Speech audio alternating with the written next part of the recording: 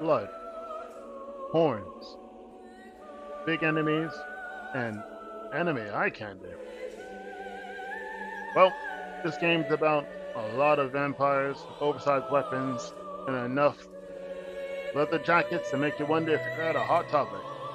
With lots of blades coming from everywhere and sharp objects, this is a Souls-like game unlike anything else. Well, you might be thinking to yourself, what type of game exactly is this? It takes the Souls-like game, gives the anime twist, lots of vampires and blood in it, and you're left only one thing: Code Vein. And so, in this video, let's see if Code Vein is still worth playing in 2024. So, what is Code Vein? If you picture Hot Topic, used to sell a lot of metal and grungy outfits, and put that together with vampires anime, you pretty much have this game. So you play as a Revenant, the main character right here, swinging the blade around, and you have a character with you. Effectively, you're a Revenant, so you are immortal, except if you get pierced to the heart, then it's game over for you. And you fight a bunch of these enemies that you see up front here, called the Lost. These are Revenants that are effectively given into their bloodlust because they can't find enough blood to sustain themselves, and thus they turn into the horrible abominations. And so, effectively, it's a Souls-like game. Every time you die, you have to get your experience back. If you rest in certain places, the enemies will respawn, things like that. And effectively, the game came out in September 2019. It took around a year to continue making the game. Apparently, the developers couldn't decide how many zippers and spikes they need to add to all these jackets to make them look extra cool. Sounds straightforward, huh? Well, buckle up, because the story isn't exactly that simple. So, what exactly is the plot then? So, as I mentioned already, in Code Vein, you're not just a vampire, you're a Revenant. Which is a fancy way of saying, I'm undead, but I have really cool powers. For example, I can cast gifts, wield heavy weapons normal humans can't hit, and pretty much run around with effectively no need for eating or drinking. So you fight other undead creatures called the Lost, like this one in front of me right here, while casting spells, just like you saw Lewis cast over here, and get beat up as well, as you can see me getting done right here. So what we really want to do is avoid frenzying. That's what's happening with him right here. This is one of the first bosses that you face, and effectively the first friend you get as well. But he turns into Lost because he can't get enough blood. So we want to avoid that. In order to do that, we need to rest at one of these areas here. Now these trees are called the Tree of Life. Not really, it's just a name I made up. But it produces blood beads, and those blood beads are what are needed for the Revenant to not turn into what we just saw earlier. But what's all that without a big baddie to launch a story? So apparently what happened in the game, according to the lore, is that there was something called the Great Collapse, which meant a lot of humanity ended up dying, and they had to find ways of preserving humanity. Now they also had these parasites that went inside the skin of human beings and effectively gave them new life, thus calling them Revenants. Now the experiment was done with the queen here. This young woman over here is the queen. And effectively what happened was, it was a project in order to fight the Lost that were coming around, and they needed a weapon in order to make that happen, and she was one of the ones who signed up for the experiment because she was able to absorb a lot of the power and not effectively get harmed by it. However, because she was too powerful, they had to split her up and put her remains into different hosts that could accept it. For example, one of the bosses here is a successor of the queen here, one of the body parts, and they take various forms. In this case, being a wolf-like creature. They had to live in areas like this called a crypt. In this case, this is the cathedral. I will get to that in a moment. And you then had to, effectively, the main character had to take these orbs here, assimilate it into itself to gain the memories of the successors themselves. thus being able to assimilate them into their cells and being able to stop the revival of the queen. Hopefully that makes sense so far. But there's more to the story. And we're here for more than just lore, so let's sink into what really matters, which is the gameplay mechanics. So we got weapons, gifts, and stats. We got plenty of things to choose from, like you can see here. We've got different swords that we have. You can change also the blood codes, which you can see here, the different classes, to your playing style. You can also upgrade the weapons and transform them, as you can see here. I have different ones like lightning and stun. I also have these gifts, effectively the magic of the game. You can choose to use on top and four at the bottom. And also here we have the stats. And effectively stats can change depending on how much experience you have through haze, and it's pretty cool. So here we have one of the great swords. It's called Judgment Edge. This is the special attack from it. You get it later on in the game. It's quite cool.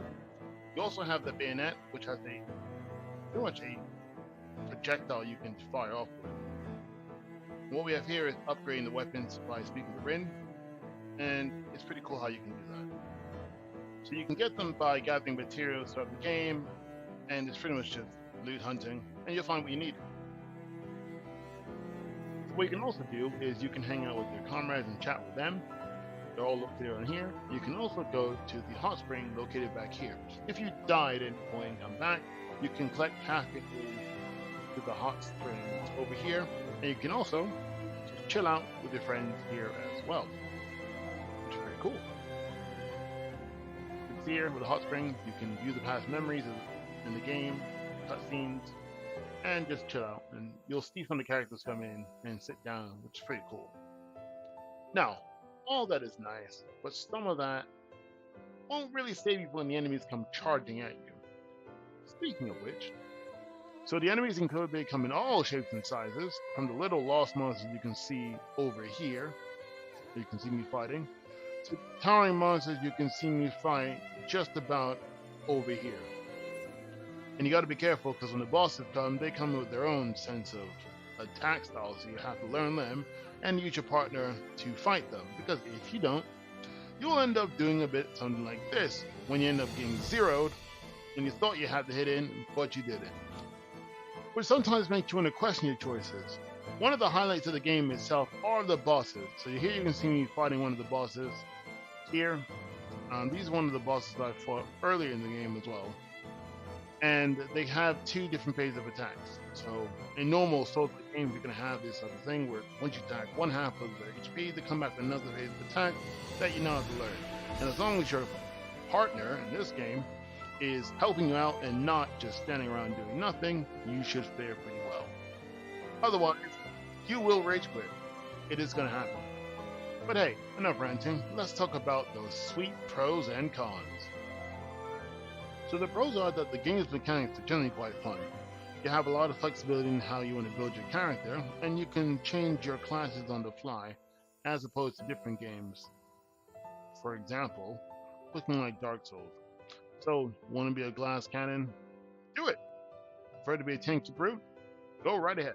Swapping between your blood codes on the fly changes up the playstyle, makes it feel even fresh, even if you died a few dozen times. So if I want to swap out and go from being a heavy-hitting great swordsman to changing around to using my gifts or changing to using a bayonet, I can do that, and the game will run with that as much as I want to, which is pretty cool.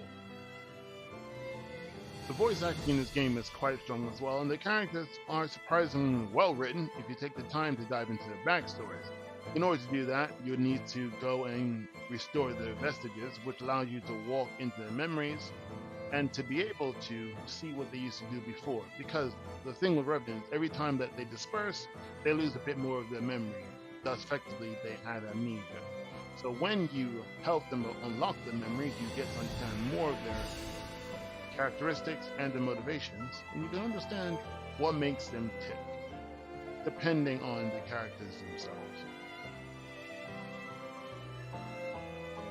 Oh, and I didn't forget about the music, because it is pretty freaking cool.